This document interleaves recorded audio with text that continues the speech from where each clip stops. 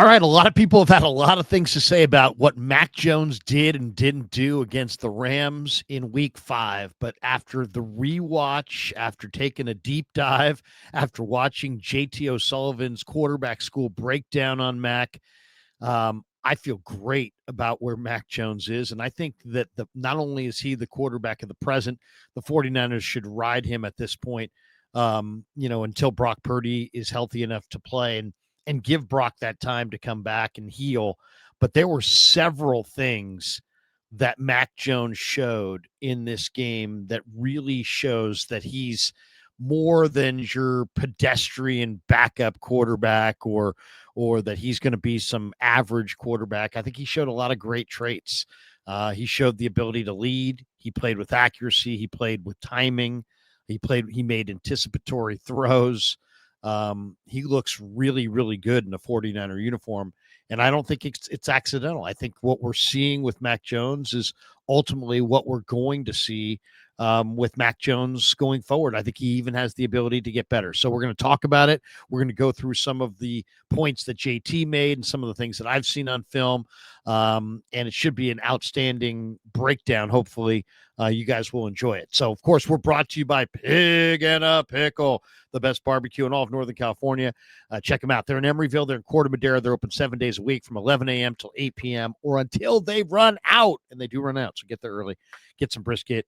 Go say hi to Damon and Mary. Tell them Krug sent you. And, of course, all football season long, Niner football season on the Krug Show, presented by Sleeper. That's right, the fastest-growing fantasy platform in the world. It's a one-stop shop. We're loving it because we win every week. You get blazing fast news. You get real-time stats, group chat, season-long leagues, and, of course, Sleeper picks. And as I said, we've been absolutely killing it.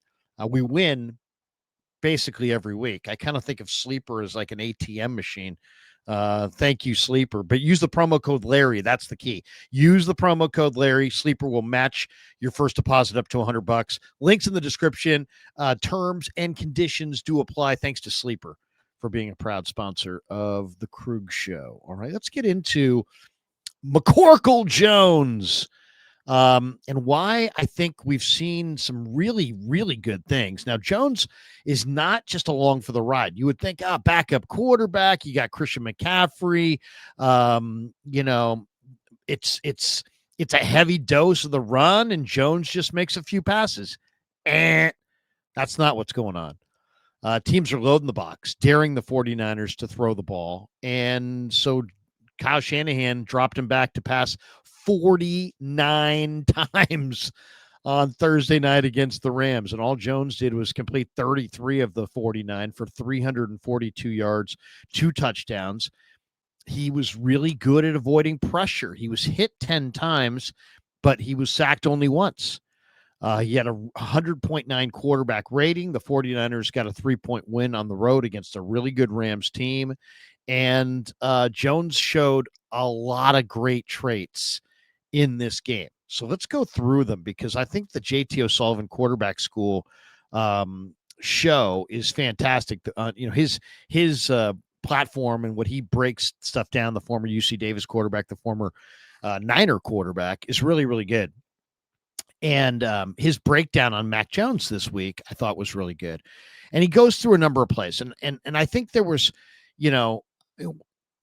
you can sit there and talk about route combinations, and JT really gets into that. And offensive football at its core is about creating space, right? Creating space. And defensive football is about athletes and closing down that space and not allowing the offense to create that space. That's football in its simplest form, right? Offensive football, creating space, defensive football, closing space. And so these offensive play callers like Kyle Shanahan are just so adept at doing all kinds of things to create space and create, what they like to think is big playability. And on this first play they broke down, it was a flanker post with Kendrick Bourne in the flanker spot on the first offensive drive. And, just JT shows how the use of pre-snap motion and movement kind of set things up. And then Mac Jones was very, very decisive on this play. And JT's point, and it's a good one, is that, Mac knows where he wants to go with the ball when his back foot hits the ground at the top of his drop. When he gets to the top of his drop, he's processed. He knows what the coverage is and where he wants to go. He's not going back there going, you see some quarterbacks, especially young quarterbacks, and he still qualifies as a young quarterback. They don't, they get to the top of their drop and then they're going to, start thinking about their options. This guy knows his options at the snap. And when he gets to the top of his drop, he's decisive. And that right there makes you play clean football. That's a real huge thing, even though it seems like a little thing. It's actually kind of a huge thing. He knows what he wants to do with the ball when he gets to the top of his drop. He's not back there holding it a lot and patting the ball. I mean, if he does, he's going to take sacks. So he's in this game, he got the ball out and the ball came out. He played with some rhythm. He played with some timing. That was a great one. Then that pass to Bourne on the flanker post. It went for 35 yards. The second play they break down is the touchdown pass to Tongas. And this is another great play design, but it really just showed a couple things. It showed Jones with the pocket awareness. He hit Tongas, but basically the play had CMC moving to the left as the decoy, and the entire defense, I don't know if he was really the decoy, but the entire defense just went to the left with him, created tons of room in the middle for what looked to be a really easy, wide open touchdown pass to Tongas, right? So, there's Mac Jones, little short pass to Tongas, dime, touchdown 49ers. But on the play, the motion is the pre-snap motion set things up, and then you had CMC, just the gravity, because he's the player that went in motion, and to see the defense, just everybody just went with him, just the gravity of a CMC, especially since he's such an elite route runner. This is where he can just be such a force, and he kind of reminds you a little bit of Steph Curry, on a basketball floor, watching the defense tilt towards every move of Christian McCaffrey in the red zone. So that was a great play design, but also it was a great execution by Jones. The next play they went to was the Mac Jones when he hit Demarcus Robinson on the deep comeback. It was a strong throw outside the numbers, and it was a great anticipatory throw, and it really showed good arm strength. And that both of those things are what Mac Jones really can do. Since he processes fast, he can throw the anticipatory pass because he knows where he can throw to the opening in the void in the defense. He can lead, he can throw guys open. He understands where the coverage is. So on this pass to Demarcus Robinson, he threw it with great anticipation, but he also got it outside the numbers on a deep comeback. You got to have some zip on that thing or it's picked. And he got it out there with some good arm strength. He did a really, really nice job of setting his feet and delivering that thing, but it was an anticipatory throw because Robinson was not really even all the way out of the break, and Jones had already let go of the ball. So, I mean, that and these guys have not played a ton together, and it was a really impressive thing. One, because of the anticipatory nature of it from Jones. Two, because he read the coverage correctly. And three, on the arm strength. He got the zip. I mean, he really did show zip outside the numbers, which was great to see. The fourth play they broke down was a third and medium play, and Jones found CMC in the left flat. But what makes this play, an interesting play, or another play where it showed kind of Jones's varied skill set, is he moves well within the pocket. On this play, this is a third down play. You got to keep your team offense on the field, and he had to move a little bit, but he moved and then found CMC in the left flat. He moved to his right and then looked back and found CMC, and he kind of created the space and created the angle. And it was just expert movement within the pocket by the quarterback. I mean, the angle wasn't there. He knew he wanted to get it to CMC. He moved within the pocket and created a better angle and then put it right on CMC's hands in the left flat, and they moved the chains. So, I mean, that right there is a subtle, subtle thing, but it just showed that Jones, even though he's, 6'3", 220, not thought of as a guy who can move at all, he does have that movement ability, that subtle movement ability that all good quarterbacks have to have. Heck, Tom Brady's one of the greatest quarterbacks of all time. He's not fast. So how did he do it? Well, he moved well within the pocket, and he moved decisively and not just randomly, and with a thought and, with a game plan. So, I mean, and he didn't wind up taking a lot of hits. I mean, he took some, but not a ton. Play 5 just showed Mac just tremendous accuracy on his passes. The one thing about Jones is, man, he plays on time, and he's an accurate thrower. He really is. He's a very accurate thrower, and it's because his lower body mechanics are really, really good.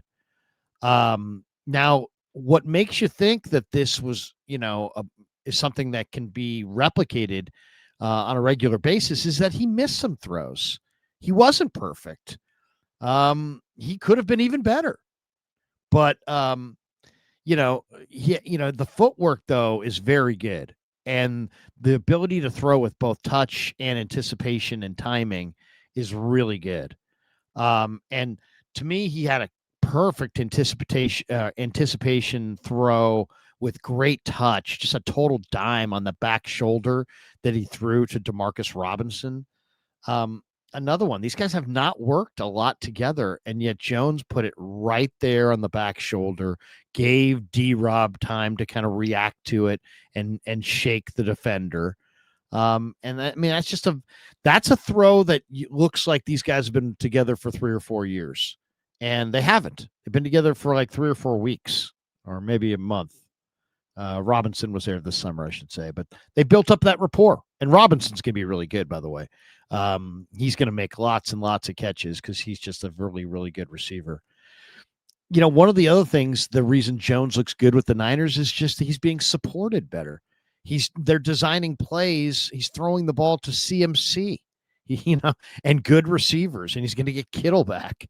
And also there's some incredible play design. There was this one play where Shanahan on the touchdown to CMC in the red zone, on the Mac Jones to CMC red zone touchdown. Niners had 3 tight ends.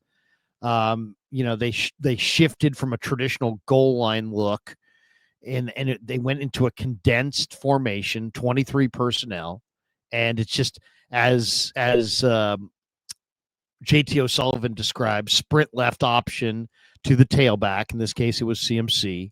And Mac then moves to his left and hits CMC in the flat.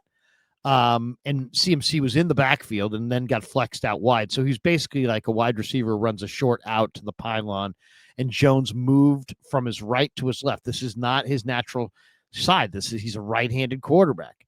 So he's moving to his left, having to hit a running back who's acting as a wide receiver on a short out pass. I mean, the window's tight. The accuracy's got to be really, really good. He put it on his hands. He made it look like a handoff. But it was also great, as JTO points out, it was great design by Shanahan. It really was. Lots of things to think about pre-snap. They're giving you the initial look of like a 2-back I formation, traditional goal line, looks like they're going to power it in. Next thing you know, you got to shift it out CMC, looking like a wide receiver. Now you got a sprint left option in the court. I mean, everything happens so fast. As the defense, your head's spinning with all the movement pre-snap, and then all of a sudden you got a quarterback and CMC that can be in that kind of tight window throw where it's either completed or it's either a touchdown or it's incomplete. That you're taking good care of the football. I mean, just great play design by Shanahan on that touchdown to CMC. So this is like some of the stuff why I really enjoy the JT O'Sullivan breakdown, because he does make you think. He watches it from a quarterback's perspective. one of the things that was kind of a theme in this game is that Mac Jones had some incredible second down throws. So they weren't leaving it to third down. Hey, Mac, make a play on third down.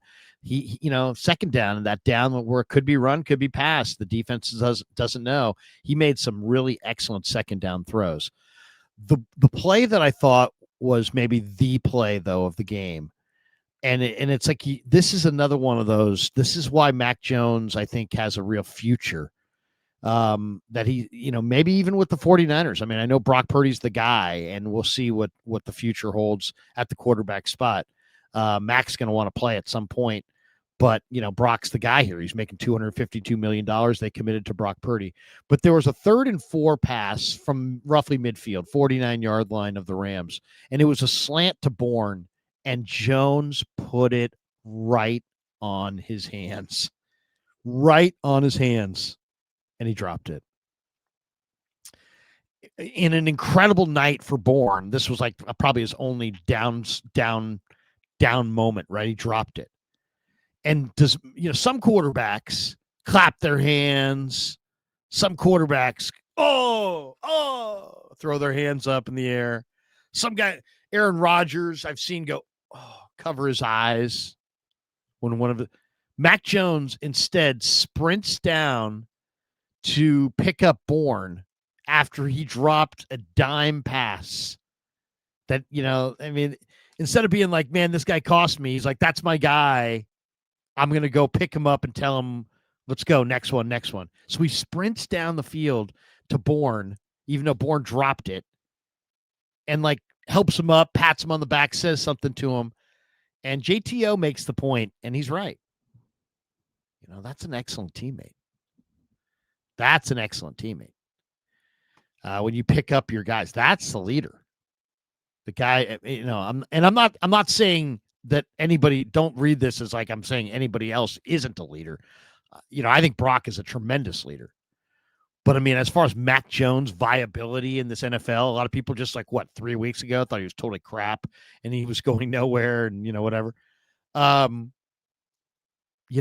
shows this guy is going to be the leader of some team at some point. That's a good teammate. That is a good teammate. There were a couple other moments that I thought Shanahan did some incredible things. The bootleg pass from Jones where Kyle moved the pocket. Really nice play call, a play fake on the play action.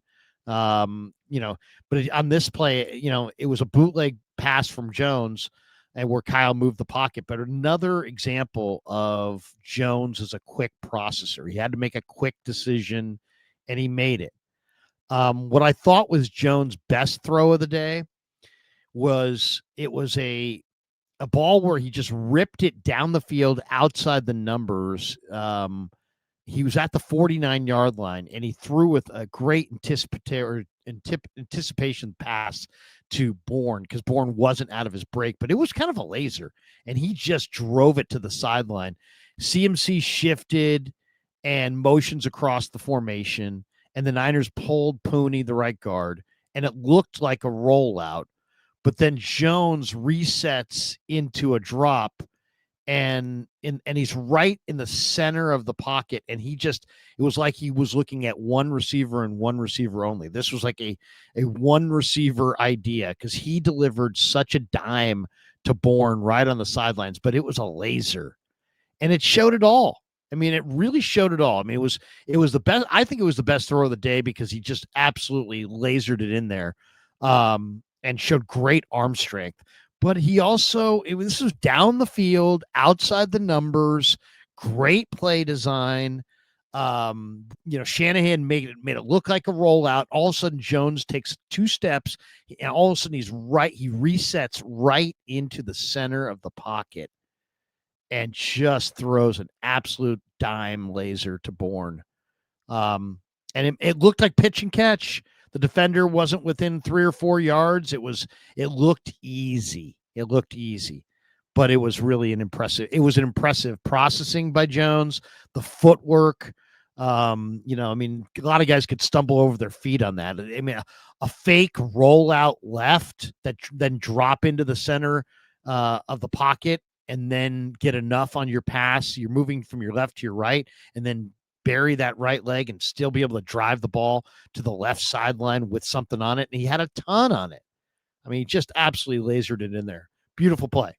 Beautiful play. Incredible play design, but it just showed it all from Jones. The guy can throw with anticipation. He's got some footwork. He's got good enough arm strength. There were several highlight moments in this game, but I thought that was one. One of the downsides of this film is it kind of shows, and JT O'Sullivan kind of referenced it, but you see some examples of it on the film, and I saw it when I did the rewatch, is that Trent Williams has, especially on some of these faster surfaces, has really lost some of his foot quickness in pass protection. So, I mean, he's an awesome straight, Hall of Famer, great athlete. But on the faster surfaces where guys can really jump around, man, he has a hard time with some of the quicker guys. And you saw some plays in this game against the Rams where guys just jumped inside on him and, just basically got right in on the quarterback, and Mac took some hits because Trent couldn't handle some of the quickness of some of the outside guys LA had. So, nothing lasts forever. This is a great, great player. He's awesome in so many facets of the game. But yeah, at this stage, the really quick players on the fastest surfaces are going to bother him. Just simple as that. And the Niners are going to have to try to at least account for that, or at least understand that. Jones did a lot of nice things, though. If you watch this thing, he did a nice job of avoiding pressure, of dealing with pressure, of understanding where the pressure was coming from. I thought the best point that JT made in the entire video was that Jones did a really nice job of having his feet lined up to his first read. So he didn't, so he was ready to deliver the ball to his first read, and his feet were lined up correctly. So he also showed in this game that he really sees the field pretty well. He's a smart quarterback. He's a good processor. The inbreaker that he threw to Bourne in the second half of this game with conviction and on time and in rhythm. I mean, it was throws like that all night. Now, he also had a couple really bad ones. I mean, the near interception to the defender number 10 on the basically was defending the curl. It was a seam route. He just never saw number 10 for the Rams, and it should have been a pick. And it's moments like that where, that's the downside of Mac Jones, is that he's, that was, I mean, he had a turnover-free game, and they needed a turnover-free game from him. But a lot of times it's the luck of the bounce. And that one, that curl defender had that pick. That should have been a pick. But I think the footwork was really, really good. Even though the guy kept getting his butt kicked, he showed leadership. He showed accuracy. I'll say this: if you're going to beat Mac Jones, you better do a few things to disrupt his rhythm, because when he gets into a rhythm, he's a really, really good quarterback. And it's, I thought he played really well. He processes what he sees. There weren't a lot of mistakes in this game. He made a number of anticipation throws that were impressive.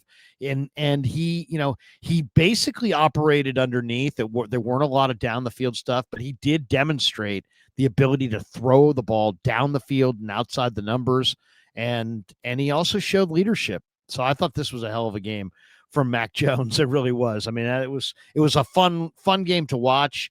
And if anybody gets a chance, watch the JT O'Sullivan breakdown on his quarterback school, which is always a good watch. But the one on Mac Jones from the Rams game was outstanding. All right.